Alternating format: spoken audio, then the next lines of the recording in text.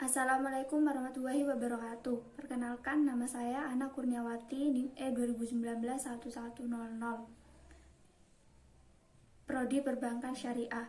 Di sini saya akan memberi tanggapan video tentang ekonomi tertutup tanpa kebijakan pemerintah atau ekonomi dua sektor.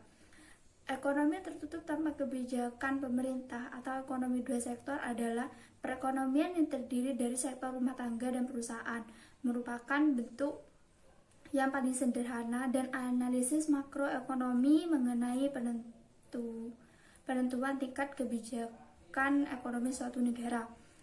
Aliran pendapatan dalam perekonomian dua sektor, di antaranya yang pertama, sektor perusahaan menggunakan faktor-faktor produksi yang dimiliki rumah tangga. Yang kedua, sebagian besar pendapatan yang diterima rumah tangga akan digunakan untuk konsumsi, yaitu membeli barang dan jasa yang dihasilkan oleh sektor perusahaan.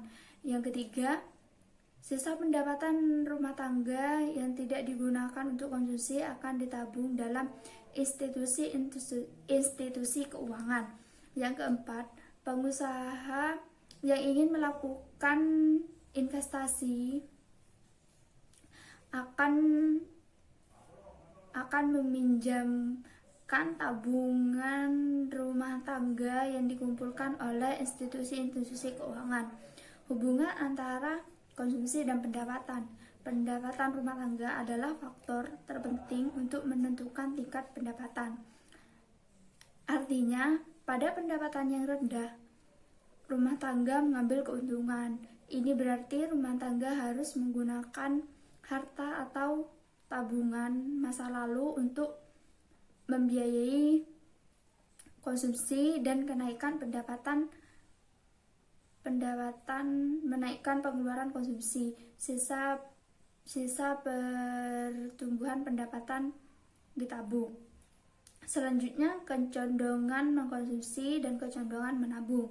Kecondongan mengkonsumsi ada dua hal, yaitu kecondongan mengkonsumsi marginal atau MPC, yaitu perbandingan di antara pertumbuhan konsumsi yang dilakukan dengan pertumbuhan disposable income yang diperoleh. Yang kedua, kecondongan mengkonsumsi rata-rata atau OPC, yaitu perbandingan antara tingkat konsumsi dengan tingkat disposable income. Selanjutnya, kecondongan menabung. Kecondongan menabung itu meliputi satu hal, yaitu kecondongan menabung marginal atau MPS. Adalah perbandingan antara pertambahan tabungan dengan pertambahan disposable income. Yang selanjutnya, fungsi konsumsi dan tabungan. Fungsi konsumsi dan tabungan adalah suatu fungsi yang menggambarkan sifat hubungan antara tingkat konsumsi rumah tangga dalam perekonomian dengan pendapatan nasional atau pendapatan disposable. Sedangkan fungsi tabungan sendiri itu adalah suatu fungsi yang menunjukkan sifat hubungan antara tingkat tabungan dalam perekonomian dalam pendapatan nasional suatu pendapatan disposable. Nah, selanjutnya kita akan membahas investasi dan fungsi investasi.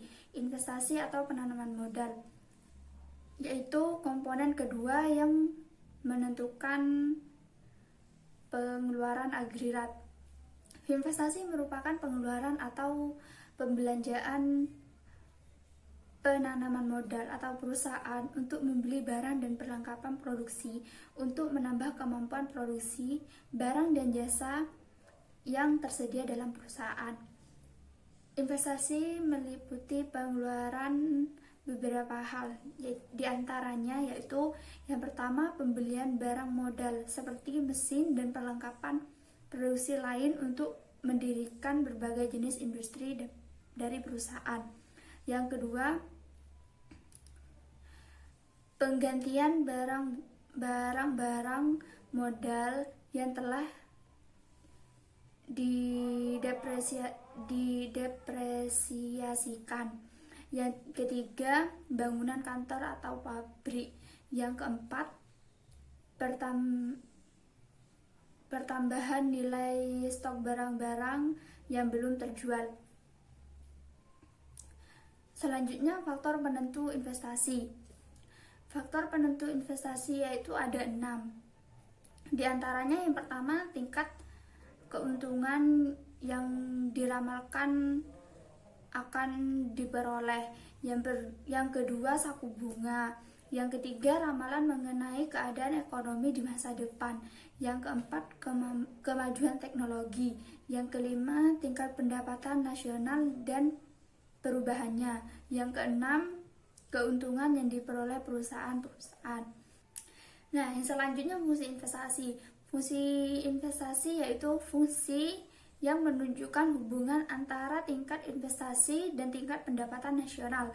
Fungsi investasi itu ada 2 hal, yaitu fungsi investasi otonomi dan fungsi investasi terpengaruh.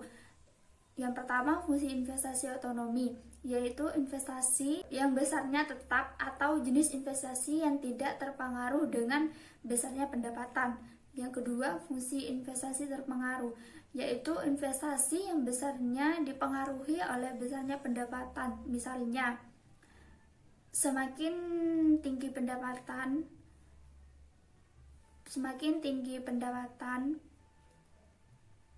maka semakin tinggi investasi.